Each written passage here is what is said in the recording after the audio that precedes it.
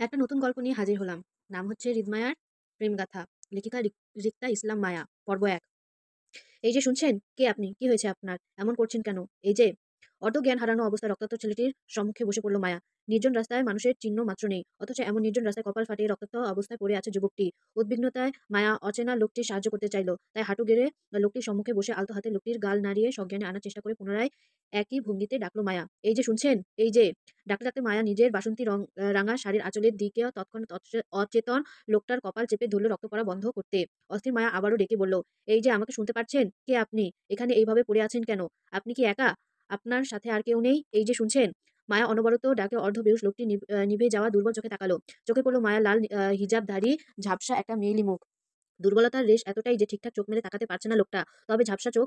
মায়া উদ্বিগ্নতা দেখে অস্পষ্ট স্বরে ঠোঁট নাড়িয়ে কি যেন আওড়াতে চাইলে মায়া সেটা বুঝতে পেরে তৎক্ষণাৎ মাথা ঝুঁকে কান পাতল লোকটির সম্মুখে। অচেনা লোকটি নিভে যাওয়া দুর্বল গলায় বলতে চাইল, আ মি প্রয়োজন। আ আ আমাকে মিষ্টি জাতীয় কিছু দেন মিস। লোকটি অস্পষ্ট স্বরে কথাগুলো মায়া বুঝতে পেরে মাথা তুলে তাকালো লোকটির দিকে। বেশ অদ্ভুত লাগলো লোকটির মায়ের কাছে। মাথা ফাটিয়ে রাস্তায় পড়ে আছে নিজের জীবন মরণ সমস্যা নিয়ে, সেখানে লোকটার খেয়াল নেই। অথচ সেসব চিন্তা না করে মায়ের কাছে এই অসময়ে মিষ্টি চাইছে। মিষ্টি দিয়ে কি করবে এই লোক? মায়া তখনও বুঝল না হঠাৎ লোকটি মিষ্টি চাওয়ার কারণটা। তাই শাড়ির আঁচলে লোকটির কপালে চেপে রেখে আগের ন্যায় বলল মায়া, মিষ্টি? মিষ্টি দিয়ে কি করবেন আপনি? আপনার কপালে যা অবস্থা, আপনাকে দ্রুত ডাক্তারের কাছে না নিলে আপনি আবার অসুস্থ হয়ে যেতে পারেন ভাইয়া। আপনাকে সাহায্য করতে। মায়া বলতে না দিয়ে লোকটি ফের হাঁপিয়ে উঠে দুর্বল গলায় বলল, আমাকে প্রেসার ফল করেছে মিস, সুগার প্রয়োজন, মিষ্টি ব্যবস্থা করুন কুইক। মায়া চমকে উঠল লোকটির কথায়। সুগারের সমস্যা মায়ের বাবারও হয়। মাঝে মধ্যে তখন হাতের কাছে মিষ্টি প্রয়োজন হয়। মায়া দ্রুত নিজের কাঁধে ছোট পার্সটা ঘেঁটে একটা কিটক্যাট চকলেট হাতে নিল। চকলেটের উপর কাগজটা ছাড়িয়ে দ্রুত এক টুকরো চকলেট লোকটার মুখে তুলে দিল। আজ মায়ের ১৬তম জন্মদিন ছিল। বড় ভাই আরিফের সাথে জন্মদিন উপলক্ষে ঢাকায় এসেছিল ঘুরতে। বেশ ফুরফুরে সারাটা দিন কাটলো আনন্দ করে। সাথে অবশ্যই চাচাতো বোন জুইও ছিল। এই যে অচেনা লোকটির মায়া নিজের চকলেট খাওয়াচ্ছে, সেটা জন্মদিনে উপহার পাওয়া চকলেট ছিল মায়ার। আরিফ দিয়েছিল মায়াকে। এতক্ষণ যাবৎ মায়া আরিফের সাথেই ছিল। দিন গিয়ে সন্ধ্যা হওয়ার দরুন সবাই পুনরায় ব্রাহ্মণবাড়িয়ার উদ্দেশ্যে ফিরে যাচ্ছিল বাসায়। কিন্তু পথিমধ্যে হঠাৎ আরিফের বাইক চলতে চলতে থেমে যায়। তারপর আরিফ গাড়ি চেক করতে গিয়ে বুঝলো গাড়ির তেল ফুরিয়ে গেছে, সাথে গাড়ির টায়ারও পাংচার। এর জন্য মূলত আরিফ বিপাকে পড়ে যায়। ব্রাহ্মণবাড়িয়ার উদ্দেশ্যে যেতে চাইল না। বরং ঢাকার পার্শ্ববর্তী এলাকা থেকে গেল এবং আশেপাশে খোঁজ করে একটা হোটেলে দুটো রুম ও বুকিং করলো। একটা নিজের জন্য, অন্যটা জুই আর মায়ের জন্য। হোটেল থেকে খাওয়ার দাওয়ার করে বেশ রাতে বন্দি নিয়ে পার্শ্ববর্তী মার্কেটে বের হয়েছিল আরিফ। অল্প স্বল্প কেনাকাটা করতে, কিন্তু মায়া কিভাবে যেন তাদের হাতে ছুটে যায় এবং এই অচেনা লোকটির খপ্পরে পড়ে যায় সাহায্য করতে। তারপর থেকে মায়া আর বলতে পারছে না সে কোথায় আছে। আর এই অচেনা লোকটিই বা কে? মায়া লোকটির পরপর বেশ অর্ধেকটা চকলেট খাওয়ানোর পর লোকটি খানিকটা স্বস্তির হয়। বড় নিঃশ্বাস ফেলে মায়ের কোল ঘেঁষে শরীর ছেড়ে দেয় দুর্বলতায়। মায়া চমকালো, ভড়কালো, হতবিহ্বল হয়ে গেল লোকটির হঠাৎ কাণ্ডে।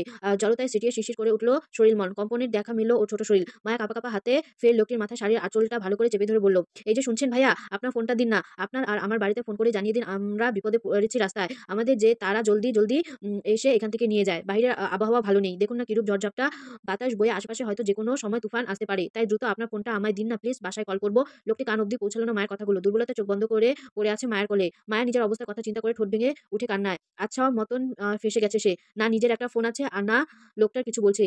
এইদিকে রাতটা অনেক বেশি হয়ে গেল। তার উপর আবার আকাশের আবসার অবস্থা বেশ খারাপ। যেকোনো সময় আকাশ ফেটে বৃষ্টি নামলো বলে। আবহাওয়া বেশ ভালো নয়। প্রবল বাতাসে ফুটপাতের ধুলো পর্যন্ত গোল গোল ঘুরছে। এমন অবস্থায় মায়ের চোখ মুখে অন্ধকার দেখতে অচেনা লোকটির দিকে এই মাঝ রাস্তায়। মায়ার প্রবল কান্না পেল অসহায়ত্বে। সে নিজের এই শহরের রাস্তাঘাট চেনে না। বর্তমান যে জায়গায় মায়া বসে আছে সে জায়গাটার নামও জানা নেই ওর। মায়া কিভাবে কি করবে বুঝতে পারছে না আপাতত। শূন্য মস্তিষ্কে অসহায় প্রকাশ করে উঠে ভেঙে এবার কেঁদে ফেলল। তারপর অচেনা লোকটি একা ছেড়ে গেল না। মায়া চলে যেতে চাইল, সেই রাস্তা বন্ধ। কারণ এখানে কোনো কিছু মায়া পরিচিত নয়। দেখা গেল এই লোকটা রাস্তায় ফেলে সে চলে গেল, কিন্তু কিছু দূর যেতেই আবারও বড় কোনো বিপদের সম্মুখীন হয়ে গেল। তখন মায়া কি করবে? হয়তো মায়া মুখ তুলে আশপাশ পর্যবেক্ষণ করল। আপাতত আশেপাশে কোনো মানুষের চিহ্ন পর্যন্ত দেখা যাচ্ছে না। যে কারোরই কাছ থেকে যে সাহায্য চাইবে ও।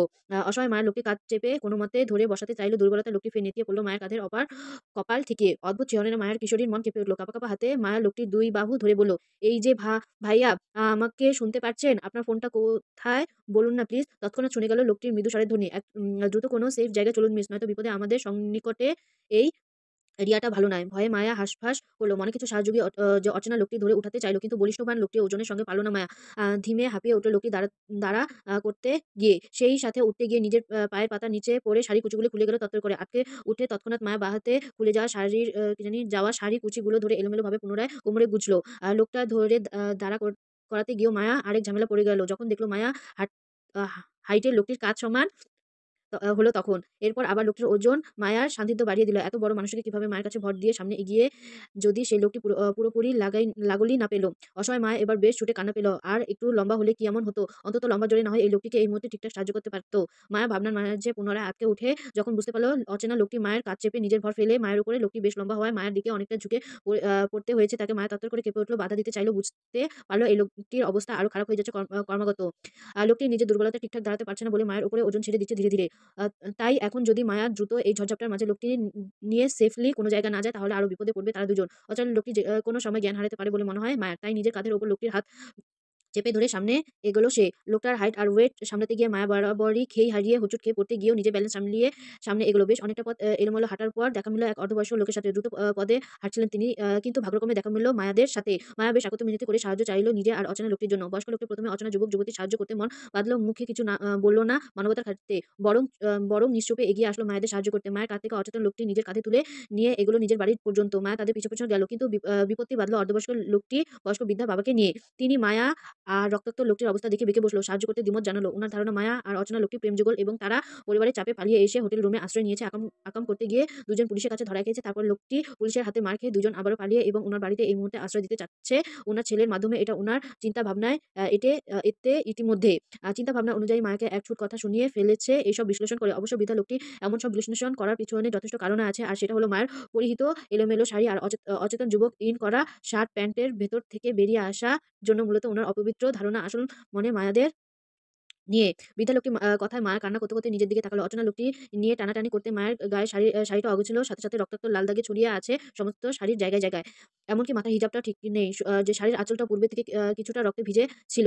তাই উনারা ধারণা হতেই পারে মায়া অসৎ কাজে বেরিয়েছে এই অচেনা লোকটির সাথে। মায়া ঠোঁট চেপে কান্না আটকাতে চাইল। এই কেমন পরিস্থিতির শিকার হলো সে। এখন মায়া কিছু বলবেও যে কেউ কিছু বিশ্বাস করবে না, সেটা লোকটার তীক্ষ্ণ কথা শুনে বুঝতে পারছে মায়া। মায়া নিশ্চয় কান্না করলো, তারপরে মুখে কিছু বলল না। সাহায্যকারী বয়স্ক লোকটির বাবা মসজিদের ইমামতির সাথে সাথে তিনি এলাকার গণ্যমান্য কাজী হিসাবে বেশ পরিচিত। তিনি শুধু অত্র এলাকার ছেলেমেয়েদের বিয়েই নয়, বরং আশেপাশের ৫ এলাকার মানুষের বিয়েও দিয়ে থাকেন তিনি। এমন সম্মানিত ব্যক্তির ঘরে কখনোই পাপধারক মানুষের জায়গা হবে না বলে তিনি মনে করেন। কিন্তু এই ঝড়ঝাপটার রাতে এদের সাহায্য না করে বের করে দেওয়াটা ঠিক হবে না। এতে আল্লাহ নারাজ হতে পারে। অসহায় মানুষের সাহায্য করার উনি ধর্মের শিক্ষা। উনি অচেনা ছেলেমেয়েদের সাহায্য করবে বলে হালালভাবে, বৈধভাবে। বৃদ্ধা কাজী লোকটা নিজের মোটা ফ্রেমে চশমার ভিতর দিয়ে চোখ উঁচিয়ে আবার এক পলক তাকালো মায়া আর রক্তাক্ত যুবকটির দিকে। অন্ধকারে ঘোরে কার ও চেহারা স্পষ্ট হলো না উনার কাছে। তবে অচেনা যুবকটি বেশ চেনা চেনা লাগলো উনার কাছে। তিনি তীক্ষ্ণ দৃষ্টিতে যুবকটি আবারও এক পলক দেখে নিয়ে নিজের ছেলেকে অনুমতি দিল সবাইকে নিয়ে ভেতরে যেতে। ওদের ভেতরে নিয়ে যাওয়া হাফেজ।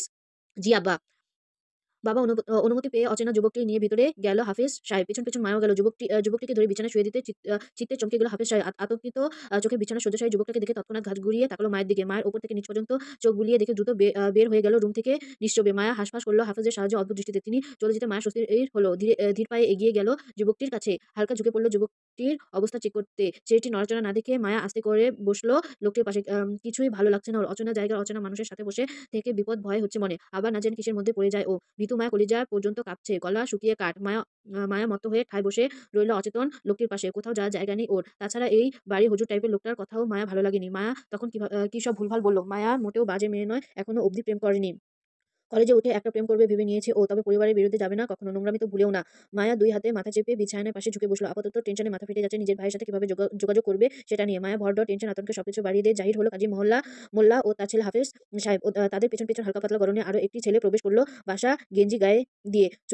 চোখে মুখে ঘুম ঘুম ভাব তার। হয়তো ছেলেটি ঘুম থেকে ধরে এনেছে হাফেজ সাহেব, তা দেখে তাই মনে হচ্ছে মায়া। কাজী মোল্লা সাহেব হাতে মোটা করে রেজিস্ট্রি খাতাটা বুকে চেপে মায়ের সম্মুখে দাঁড়ালো। এক পলক ঘৃণা ভরা দৃষ্টিতে মায়া বেহুশরত ছেলেটির দেখে নিয়ে দৃষ্টি সরিয়ে তাকালো হাফেজ সাহেবের দিকে। বাবার বিরস দৃষ্টিতে মানে বুঝতেই নিজের ছেলেকে তাড়া দিয়ে বললেন, হাফেজ সাহেব, সুমন, যা তোর দাদার জন্য দ্রুত একটা চেয়ার নিয়ে আয়। বাবার কথা অনুমতি তাই করলো সুমন। চোখের পলকে পাশের ঘর থেকে চেয়ার এনে দিল কাজী মোল্লা সাহেবকে বসতে। কাজী সাহেব কোনো রকম ভনিতা ছাড়াই চেয়ার টেনে খাতা খুলে বসলো মায়ের সম্মুখে। শব্দ করে গলা খাকিয়ে মায়ের উদ্দেশ্যে হুমকি স্বরূপ বলল, মানুষের সাহায্য করাটা আমার ধর্ম, তাই বলে আমার কাছে পাপের জায়গা নেই। আমি জিনাকারীদের ঘৃণা করি। তোমরা অপবিত্র হয়ে আসছো আমার দুয়ারে। আমার ঘর পবিত্র, ঘর অপবিত্র করেছো। তাই আমি আল্লাহর নামে তোমাদের পবিত্র করতে চাই কালেমা পড়িয়ে। আমার কাছে মিথ্যার সুযোগ নেই। আমার তোমাদের অবস্থা বলে দিচ্ছে। তোমরা নোংরামি করে পালিয়ে আসছো এখানে। আর এই মেয়ে তুমি, যে ছেলের সঙ্গ করে নিজের পরিবার ছেলে আসলে সেই ছেলে তোমাকে কতটুকু আপন হবে সেটা তুমি কয়েকদিনের মধ্যেই বুঝে যাবে আশা করি। এই ছেলে যে কারো আপন না সেটা পুরো দেশ জানে। ক্ষমতার অহংকার যার রন্ধ্রে রন্ধ্রে, সে তোমাকে কতটুকু ভালো রাখবে আল্লাহই জানে। যাই হোক, আল্লাহ তোমার সহায় হোক। আমি যখন বিয়ে পড়াচ্ছি সুন্দরভাবে বিয়েটা শেষ করবে, নয়তো আজ তোমার ক্ষমতাধর প্রেমিকও প্রাণ নিয়ে বাসায় ফিরবে না। তার অবস্থা এমনিতেই ভালো নেই, এই জন্য বলছি আমার সাথে তর্কে গিয়ে নিজের ঝামেলা বাড়িও না। আমার কিন্তু বেশ সময় লাগবে না এই এলাকার মানুষ জড়ো করতে, তোমাদের বিচার করতে। আমার তোমাদের নিয়ে মাথা ব্যথা নেই। আমার সমস্যা হলে পাপ করা নিয়ে। আমি আবার সহজে পাপ কাজ মানতে পারি না। তাই বলছি আমি যা বলবো তাই চুপচাপ মেনে বিয়েটা করে নিবে। বুঝেছো মেয়ে? যে চশমার ফাঁকে চোখ ফিরিয়ে তাকালো কি জানি মায়া দিকে কাজী সাহেব। মনোভাব অত্যন্ত শক্ত উনার। বিরক্তির সাথে সাথে রুষ্টও তিনি। যদি মায়া উনার কথা না শুনে তাহলে যেকোনো সময় শক্ত কিছু ঘটিয়ে ফেললেও দ্বিধা করবেন না তিনি। তারপর পাপটা মেনে নিবে না সহজে। মায়া হন্তদন্ত হয়ে তাকিয়ে রইল বৃদ্ধা কাজিনের দিকে। কোথা থেকে কোথায় চলে এসেছে এই লোক? মায়া কখন কিসের পাপ করলো? উপকার করার কি পাপ নাকি? কারো উপকার করার তো নেকি কাজ, তাহলে মায়া পাপী হলো কিভাবে? ভীতু মায়া আবারও ঠেটিয়ে গেল ভয়ে। এতক্ষণে দমে রাখা কান্নাটা ফুপিয়ে কেঁদে উঠল ততক্ষণে। মায়ের হঠাৎ কান্না ধমকে উঠল কাজী সাহেব। মায়া ভয়ে আরো সেটিয়ে গেল, মুখের ভিতরে শাড়ির আঁচল চেপে বসলো। মায়া তখনও জানে না কিভাবে জটিল পরিস্থিতিতে সামাল দিতে হয়। পরিস্থিতি ফ্যাসাদে পড়ে কিভাবে বাঁচতে হয় তাও জানে না। অতিরিক্ত ভয় পেল মায়া, শুধু বুক ফেটে কান্না আসে। এখনো তাই আসছে। মায়া ভয়ে জড়ো হয়ে বসলো। কাজী সাহেব কালিমা পড়তে পড়তে মায়াকে শক্ত গলায় কবুল বলতে বলল। মায়া ধমক খেয়ে ভয়ে ভয়ে কান্না করতে করতে কবুল বলে দিল। কিন্তু যখন কাজী সাহেব অর্ধবেহুশ ছেলেটিকে কবুল বলতে বলল, তখন ওই ছেলেটি এই অবস্থায় ঘোরের মধ্যেই ৩ কবুল বলে ফেলল। মায়াদের বিয়ে সম্পূর্ণ হলো। কিন্তু মায়া একটা জিনিস লক্ষ্য করলো, কাজী সাহেব মায়ার স্বামী নামক ছেলেটির থেকে কোনো রকম নাম ঠিকানা জিজ্ঞেস করলো শুধু মায়া ছাড়া। যেন তিনি পূর্ব থেকে ছেলেটির বাপ দাদার নাম জানে এবং সেই অনুযায়ী তিনি নিজে সবকিছু লিখে নিয়েছেন কাবিননামায়। যারা পরিবারের কথা মায়ের পরিবারের কথা জিজ্ঞাসা করলো, মায়া শুধু নিজের বাবার নাম আর জায়গার নাম ব্রাহ্মণবাড়িয়া এতটুকুই বললেই ব্যাস। মায়া কাবিননামা সিগনেচার করতে বলল। মায়া কলম হাতে সিগনেচার করতে গিয়ে এক পলক চোখ আড়িয়ে কাবিননামা নিজের সদ্য হওয়া স্বামীর সিগনেচারটা চোখ বুলালো একটু করে। বরের জায়গায় নিজের স্বামীর নামটা মায়া ভালোভাবে দেখলেও বুঝলো না আসলে সেখানে লোকটা কি নাম লিখেছে। কেমন ঘুরিয়ে পেঁচিয়ে দ্রুত একটি নাম লিখে দিল লোকটা, অথচ নামটা মায়া বুঝতেই পারছে না কি লেখা আছে তাতে। মায়া নামটা ভালো করে পড় করে বুঝলো এটা ইনিশিয়াল সাইন করা। তাই মায়া শত চেষ্টা করে সিগনেচারটা মায়ার ছোট মাথায় ঢুকলো না। অসহায় মায়া সিগনেচারের ওপর এক নজর বুলিয়ে চোখ বুজে জল নিয়ে তাকালো অর্ধবেহুশ স্বামীর দিকে। সেদিকে এক পলক তাকিয়ে কাঁপা কাঁপা হাতে সেও কাবিননামা সিগনেচারটা করে বিয়েটা সম্পূর্ণ করতে কাজী সাহেব উঠে দাঁড়ালো খাতায় পত্র গুছিয়ে। এক পলক মায়াদের দেখে নিজের ছেলে ও নাতিকে নিয়ে রুম থেকে বের হয়ে যেতে যেতে নিজের বৌমাকে ডাক ছেড়ে বলে গেল মায়াদের কিছু খাওয়ার জন্য। রাত প্রায় শেষ প্রহর। হাতের মুঠোয় বাটন ফোনটি চেপে বিষণ্ণ হৃদয়ভগ্ন নিয়ে অন্ধকারে ছন্ন খোলা আকাশের দিকে তাকিয়ে আছে টিন ছিটের জানলা দিয়ে মায়া। ওর ছোট মনে আকাশে আজ ভীষণ মেঘ জমেছে। এই মেঘের বাঁধ ভাঙা বৃষ্টি হলো বারবার গলা গড়িয়ে পড়ছে ক্ষণে ক্ষণে। মায়া বারবারের হাতের উল্টো পিঠে গাল মুছতে ব্যস্ত। সেই সাথে মুঠোয় ফোন চেপে নিজের ভাইকে কল করেছে অনবরত। এই ফোনটি বাড়িওয়ালা ছেলের বইয়ে। খাবার দিতে আসার সময় মায়া ফোনটা চেয়েছিল মহিলার কাছ থেকে। তিনিও মায়ের মনের অবস্থা বুঝতে পেরে নিজের ফোনটি দিয়ে সাহায্য করেছিল। কিন্তু মায়ের ভাগ্য সহায় হলো না। সেই মধ্যে রাত থেকে এক নাগাড়ে কল করে যাচ্ছে আরিফকে, কিন্তু ভাইয়ের ফোন বন্ধ। বারবারের নট রিচেবল আসছে। মায়া কান্নার বেগ বাড়ল, ফুপিয়ে কেঁদে উঠলো। বিছানায় সদ্যশায়ী স্বামীর দিকে তাকালো। নাম দাম পরিচয় কিছুই জানে না মায়া, অথচ এই লোকটি নাকি মায়ের স্বামী। ভাগ্যের কি পরিহাস! তাছাড়া এখন মায়া পালিয়ে গেল ইহযৌবনে, এই লোকটার সাথে মায়া আর দেখা হবে কিনা তাও সন্দেহ। দেখা না হওয়াটাই শত শতাংশ নিশ্চিত। এই লোকটা হয়তো নিজেও জানে না মায়ার এই লোকের বউ। জানবে কিভাবে? লোকটির সজ্ঞান থাকলে তো জানবে নাকি? সে তো অজ্ঞানরত বেহুশ অবস্থায় মায়াকে বিয়ে করলো। মায়া মতো করে সেও মায়ের নাম ঠিকানা জানে না। এমনকি মায়াকে হয়তো চোখে দেখাটাও পর্যন্ত দেখেনি সে। হুঁশ ফেরার পর এই লোকটা মায়াকে কি বলবে? বলার মতো কি আদৌ কিছু আছে মায়ের কাছে? বিয়ের বিষয়টা জানতে পেরে যদি লোকটা উঠে মায়ের সাথে খারাপ আচরণ করে তখন কি করবে মায়া? ভয়ার্ত মায়া আবারও ভয়ার্ত হলো। চুপিসারে এখন থেকে পালিয়ে যাওয়া পায়তারা করলো। যাওয়ার আগে কি মনে করে স্বামী নামক অচেনা মানুষটার সম্মুখে দাঁড়ালো। ইতিমধ্যে লোকটার মাথায় মোটা করে ব্যান্ডেজ করেছে, ডাক্তার দিয়ে করানো হয়েছে।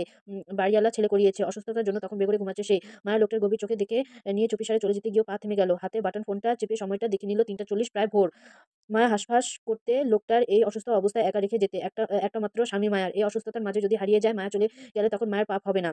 না থাক, মায়া না হয় আর একটু কষ্ট করে কেটে স্বামীর পাশে থেকে গেল পাহারা দেওয়ার জন্য। তবে স্বামীর চোখ খোলার আগেই মায়া পালিয়ে গেলে তখন লোকটার মায়ের অপ্রকাশিত বিয়েটার জন্য আর দায়ী করতে পারবে না। মায়া বেঁচে যাবে সারা জীবনের জন্য। এমনই লোকটা মায়াকে ভালোভাবে দেখেননি। এরপর আবার মায়া সম্পর্কে সে কিভাবে জানেও না। এখন যদি মায়া পালিয়ে যায় তাহলে জীবনের মায়াকে এখন যদি মায়া পালিয়ে যায় তাহলে জীবনের মায়াকে খুঁজে পাওয়া সম্ভবও নেই। স্বস্তির মনে মায়া ততক্ষণ বসে রইল যতক্ষণ পর্যন্ত আরিফ মায়ের কলটা রিসিভ করলো। মায়া কল তার ভাইয়া রিসিভ করেছে ভোর ৪টা ৫৬ দিকে।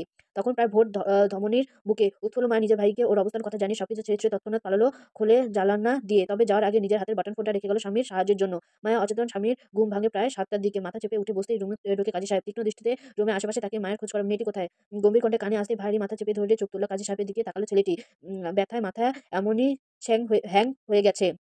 তার উপর আবার অপরিচিত জায়গায় অপরিচিত মানুষের মুখে অপরিচিত কারো খোঁজ তার কাজ করছে ভেবে খানিকটা কপাল কুঁচকে আসে বিরক্তিতে। এই উত্তর করলো না, বরং মাথা চেপে বলল, আমাকে এখানে কে নিয়ে এসছে? আমার ছেলে।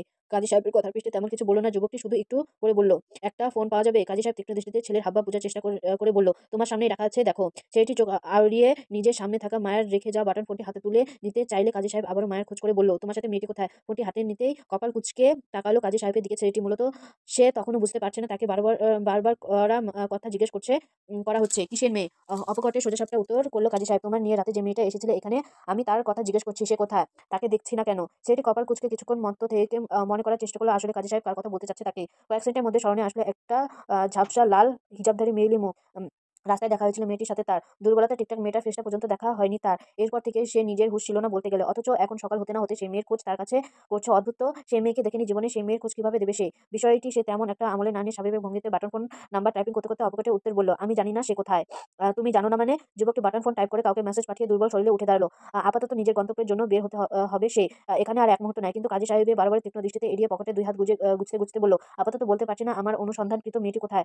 আর না তার খোঁজ নিতে ইচ্ছুক। আমি চলে যাচ্ছি। আমাকে সাহায্য করার জন্য ধন্যবাদ।" যুবকের কথা খানিকটা তেতে উঠে কাজী সাহেব বলল, তিনি চিনেন এই পাষাণ ছেলেটাকে। খান পরিবারের নিহাল চৌধুরী একমাত্র ছেলে আব্রাহাম রীদ খান। রাগে আর উগ্র চলাফেরার জন্য বেশ বদনাম। ক্ষমতার জোরে মাটিতে পা পড়ে না তার। তবে মেয়েলি বাজে বিষয়ে কখনো খান পরিবারে কাউকে জড়াতে শোনেনি কখনো। এমনকি এই রীদ খানকে কখনো কোনো মেয়েকে নিয়ে জড়িয়ে বাজে কিছুর বদনাম শোনা যায়নি কখনো। তিনি মনে করে খান বাড়ির মানুষজন আর যেমনই হোক না কেন, তাদের বাড়ির বউরা অন্তত মর্যাদা নিয়ে চলেন সমাজে। হয়তো এই ছেলের ক্ষেত্রেও তাই হবে, বউকে সম্মান দিবে। কিন্তু এই ছেলে সকলের হাতে না হাতেই রাতে বিয়ে করা বউকে অস্বীকার করছে। কাজী সাহেব অন্তত রুষ্ট গলায় হৃদের উদ্দেশ্যে বলল, "মেয়েটি তোমার বউ। যে স্বামী হয়ে তার খোঁজ রাখা তোমার দায়িত্ব। তাছাড়া মেয়েটি বেশ ছোট, দুনিয়া সম্পর্কে তার ধারণা নাই থাকতে পারে। এইজন্য বলছি স্বামী হয়ে তার খেয়াল রাখা তোমার উচিত।" কপাল কুঁচকে কাজী সাহেবের দিকে তাকিয়ে থাকলো হৃদ। একটা অচেনা মেয়ে তার বউ কিভাবে? হৃদ ভাবল হয়তো রাতে হৃদের সাথে মেয়েটি হয়তো কাজী সাহেবের উল্টো ভেবে নিজেকে মেয়েটি তার বউ হতে পারে। হৃদ কাজী সাহেবের ভুল ধারণা ভাঙার চেষ্টা করল না। এতে বেশি কথা সে কারো সাথে বলার প্রয়োজন মনে করে না। তার এখানে কোনো কাজ নেই, বিদায় চলে যাওয়ার উচিত মনে হয়। কাজী সাহেব পাশ কাটিয়ে চলে যেতে চাইলে তৎক্ষণাৎ কাজী সাহেবের দিকে হৃদ আটকিয়ে পকেটে থেকে দুজনে কাবিননামার একটা কাগজ নিয়ে হৃদের হাতে ধরিয়ে দিয়ে তিনিও নিঃশব্দে রুম ত্যাগ করল। হৃদ কপাল কুঁচকে হাতে কাগজটি নিয়ে তাকাতে একা সমান বিস্মিত হয়ে গেল। হৃদ খানিকটা চমকানোর সাথে সাথে বিরক্ত বোধ হলো এমন হুঠাৎ অপ্রকাশিত বিয়ের জন্য। হাতে কাবিননামাটা তীক্ষ্ণ দৃষ্টিতে চোখ বুলিয়ে বইয়ের নামটা দেখে নিল এক পলক। সেখানে আনাড়ি হাতে উম এলোত বড়ভাবে লিখা রিক্তা ইসলাম মায়া। হৃদ বুঝতে পারল তার অচেনা বইয়ের নাম রিক্তা ইসলাম মায়া। নামটা সে তৎক্ষণাৎ মনে মনে বেশ কয়েকবার আড়িয়ে স্মরণ গেঁথে নিল। তবে বইয়ের আনাড়ি হাতের লেখা দেখে হৃদ কপালের কুঞ্চি ভাঁজ আরও গাঢ় হয়। তাকে কোনো নাবিলকা প্রাইমারি বাচ্চার সাথে বিয়ে দিয়ে দেয়নি তো তারা? God knows. সদ্য বিয়ে হওয়ার বইয়ের সম্পর্কে কৌতূহল জাগতে গিয়েও আকর্ষণ হারিয়ে ফেলল হৃদ। আবেগী হয়ে গা ভাসাবার মানুষ সে নয়। তাই বইয়ের সম্পর্কে জানার আর আগ্রহী হলো না। হাতে কাবিননামাটা বেখালিভাবে সেখানেই ফেলে দিল হৃদ। সাথে নেওয়া প্রয়োজনে বোধ করল না। আর না মায়ের খোঁজ করতে চাইল। উদাসীন হৃদ কর্মক্ষেত্রে গিয়ে নিজের বিয়েটাকে ভুলে গেছে। বিয়ের মাত্র পবিত্র সম্পর্কে ভুলে দুজন সামনে এগোতে চাইল। হলোও তাই। দুজনে কারোরও মাঝে তাকে বিয়েটা নিয়ে মাতামাতি দেখা গেল না। এমনকি সেদিনের পর আজ পর্যন্ত কেউ এই অপ্রকাশিত বিয়েটা নিয়ে কারোর সামনে মুখ পর্যন্ত খোলা নিয়ে হৃদ কারো কাছে বলা প্রয়োজন মনে করেনি, আর মায়ের পরিবারের ভয়ে কাউকে কিছু বলেনি। ভাগ্যের ফের এক হওয়া মানুষের দুটি পুনরায় সম্মুখে দাঁড়াবে কিন্তু। তাও জানা নেই। তো গল্পটাই এই পর্যন্ত। যদি ভালো লাগে পরবর্তী পাওয়ার জন্য সাবস্ক্রাইব করো। আর ভালো থেকে সুস্থ থাকো। বিদায়। আজ এই পর্যন্তই।